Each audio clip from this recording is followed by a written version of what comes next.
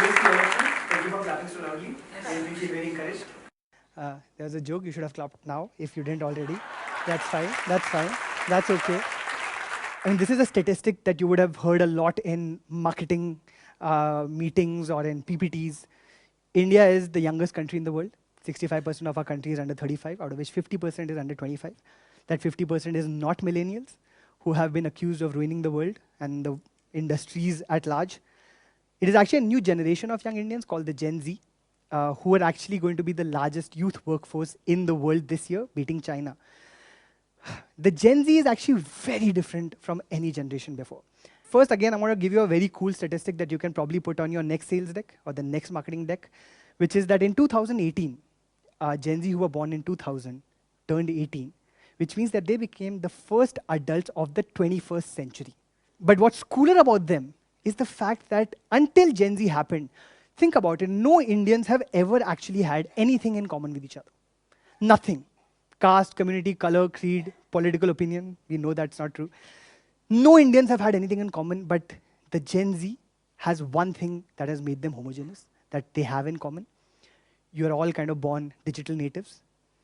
As digital natives, you have grown up on the mobile phone, on the internet, and you've had more access and awareness of the world than any other generation. You've been united by mobile technology. In 2018, one other pretty cool thing happened. My partners Anand Tiwari, Amritpal Bindra, and I started Yuva. It's just a coincidence. Not really though, because as someone who has been working with, advocating for, teaching, and championing young people for all my career, I've worked with Hindustan Times, MTV India, Yash Raj Films, and the Bill and Melinda Gates Foundation. I've kind of always known that young people are going to lead the way. They're going to be our saviors. And the reason is not my time as the content creator that I was, because here's what happens as a content creator in Mumbai. You're sitting in glass cabins, and you're deciding what young India thinks. So for the longest time, Bollywood films have had young India doing only two things. One is falling in love. Second is murder. On weekdays, I was a content creator. On the weekends, I used to do something different, something that I'm proud of. I used to teach in a college.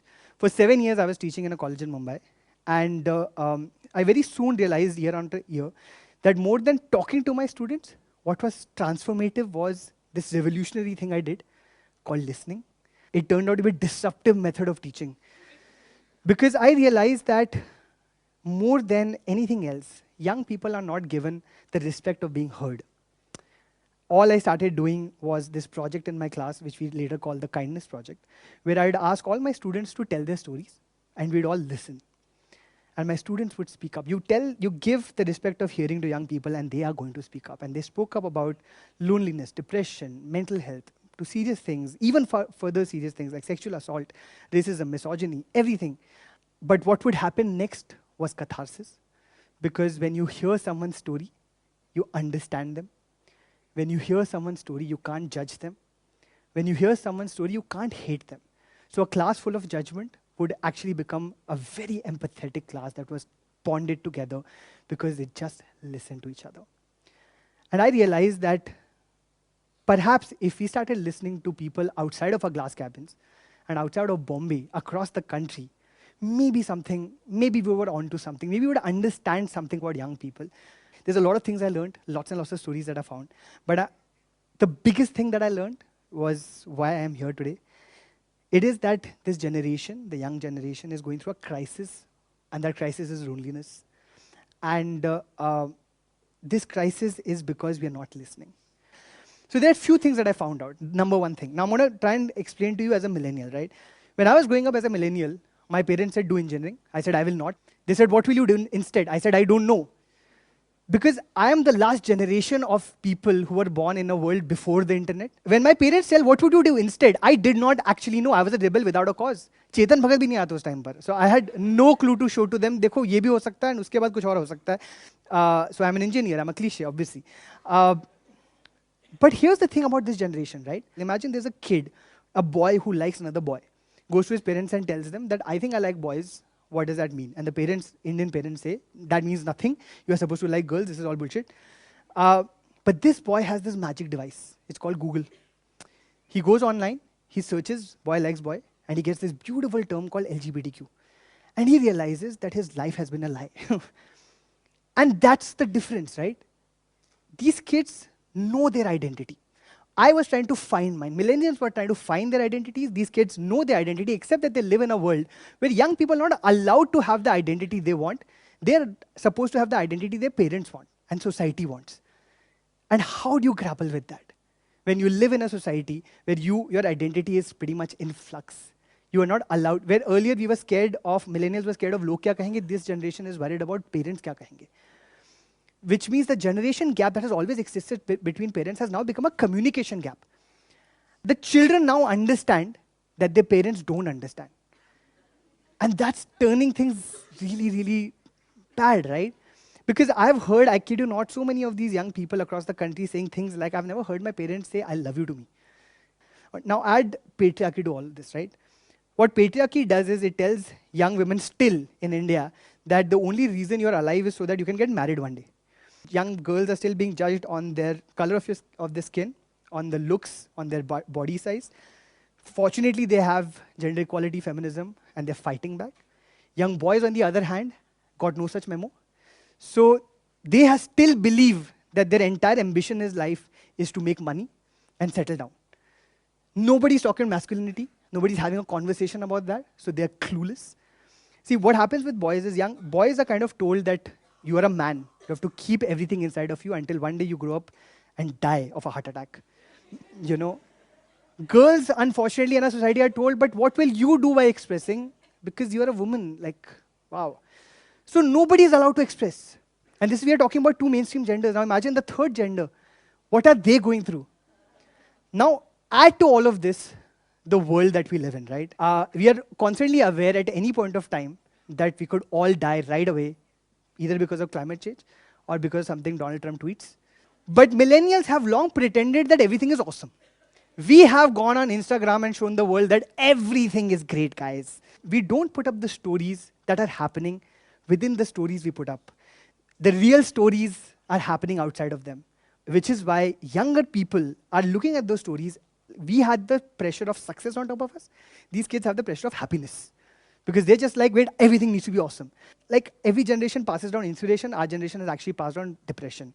And finally, because these kids don't find safe spaces offline, because they're met with so much judgment, that's the society we live in, they're now creating these safe spaces online. They're creating, Finsta accounts and close friends groups and private accounts to express who they really are, to find people who believe in them, who accept them, communities they can feel proud to be a part of, where they can say it's okay to be non-binary, it's okay to be average, it's okay to be sad, it's okay to wear a hijab, it's okay to be you. And that's why they kind of look down all the time. Because in the real world, they are looked down upon. They look down because they are met with judgment offline, but online they find this incredible thing called empathy. Now, can you imagine the world we're living in where you have to look at your phone for empathy? It means that even though we are far more connected to each other than we have ever been before, and somehow we are far more disconnected than ever before. Mental health has become so common, depression has become so common that online has become a meme. I'm depressed, haha lol. And the response is me too, haha lol. And offline depression has become a competition. Pain is a competition today. Like when you tell someone, you know how depressed I am, they'll be like, you know how depressed I am. So this is sad that you're clapping, but okay. That's the world that we're kind of living in right now. It's a world where honestly everyone has something to say, but there's no one to listen. Which is why solution is simple, listening. I mean, that's all we kind of need to do, right?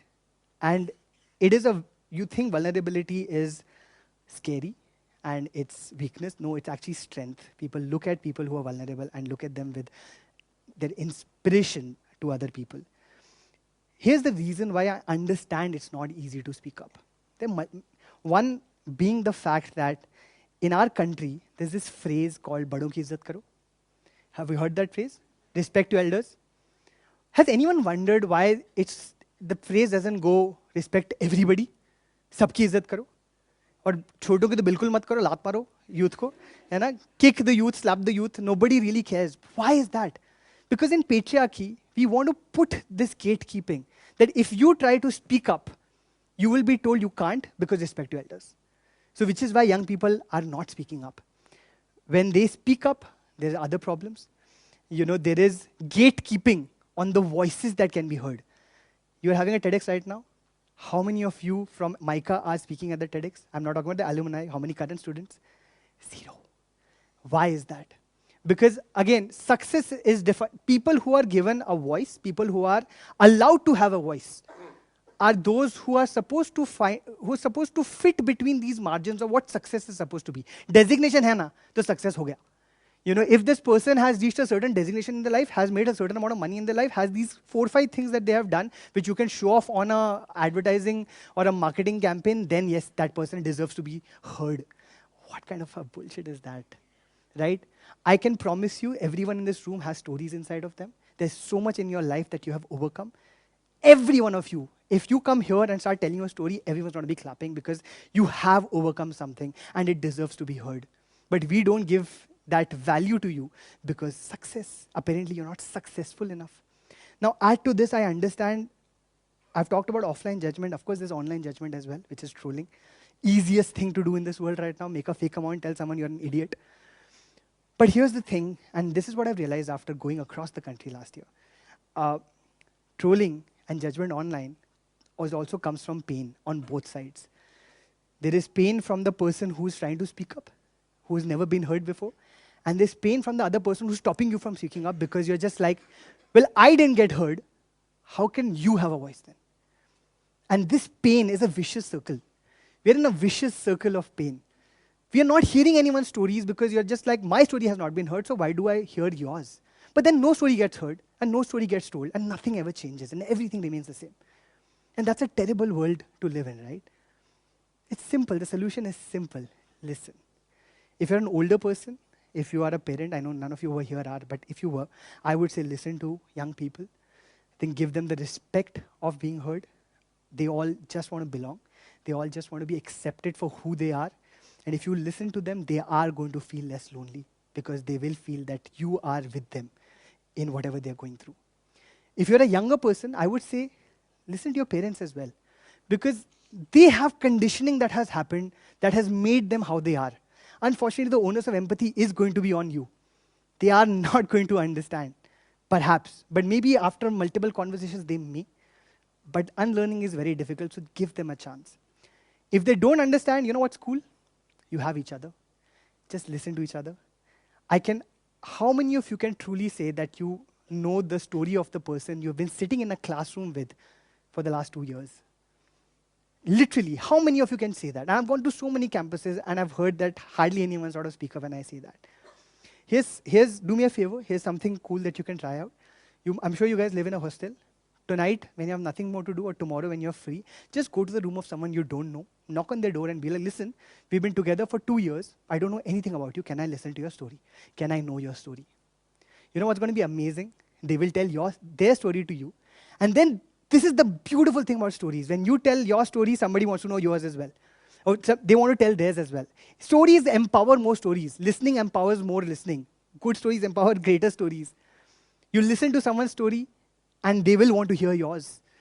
And more stories will be told, and more empathy will be created. And when stories are told, the most beautiful thing that happens is catharsis. You realize that there's more that unites us than that divides us. You realize that there's more that we have in common with each other than we have different. You realize that we are in this together. Versus right now, where all of us are going through loneliness, but we're together in feeling lonely. But when you tell stories, you realize whatever it is you're going through, you are in this together with everyone else. I said I'm a storyteller, so I'm going to end with another story. This is the story of another boy that I met. His name was Rohit. He came to an open mic that we held, and he was shivering. He's this 18-year-old kid, shivering. Came to the open mic, came to the stand, started saying, listen, my name is Rohit, and I'm so sorry I'm tense. Actually, the thing is that I've written a poem, and it's about who I am. It's about, I'm bisexual. So he said this out. And then we cheered and said, whoa, that's so cool to say this out loud, amazing. And then suddenly he became confident.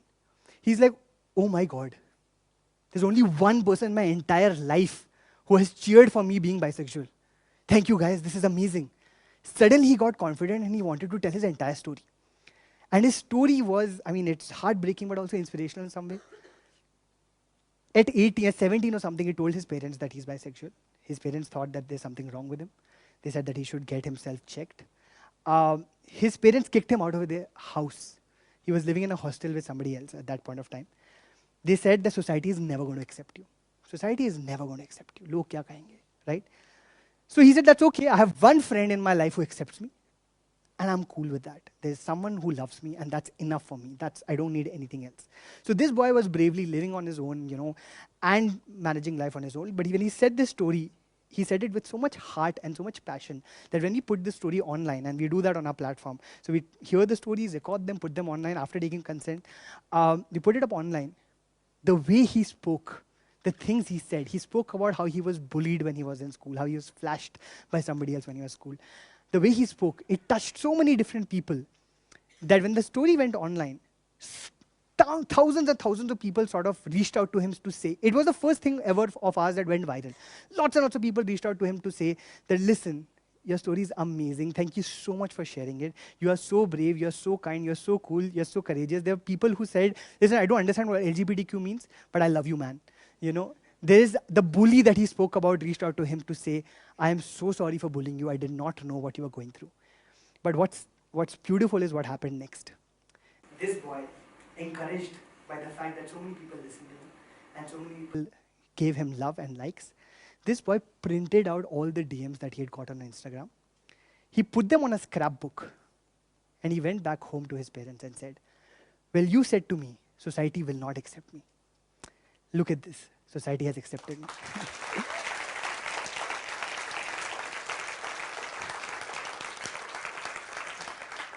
And he had a simple question.